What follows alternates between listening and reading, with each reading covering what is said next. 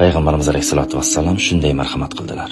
Ummatim o'tish kerak bo'lgan 5 dona qiyalik bor. Hazrat Abu Bakr so'radi. Rasululloh nima u qiyalik? Rasululloh alayhisolatu vassalam sanadilar. Birinchi qiyalik o'lim va uning qiyinligi. Ikkinchi qiyalik qabrda yolg'iz qolishi. Uchinchi qiyalik munkar nakir, so'roq qiladigan farishtalar, ularning savollari va haybatlari. To'rtinchi qiyalik amallarni o'lchaydigan tarozi va qulning xayrli amallari yengilligi.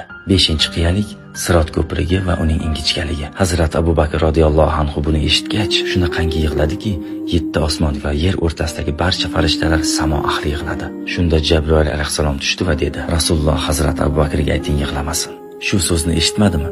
O'limdan boshqa hamma narsaning chorasi bor. Va Jabroil alayhisalom davom etdi. Birinchi qiyalikda kimki bomdod namozini o'qisa, o'lim va uning qiyinligi unga oson bo'ladi. 2.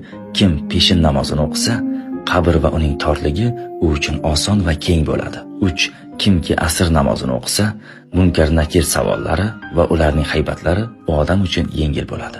4. Kimki shom namozini o'qisa, u odam uchun tarozidagi amallari yetarli bo'ladi. 5. Kimki xufton namozini o'qisa, u uchun Sirot ko'prigi oson bo'ladi. Aytishadi, kimki namozlarini bo'shashmasdan qilsa, o'lim vaqtida la ilaha illalloh Muhammad rasululloh u uchun osonlashtiriladi. Bu ma'lumotlarni istagan barcha insoningizga yuboring.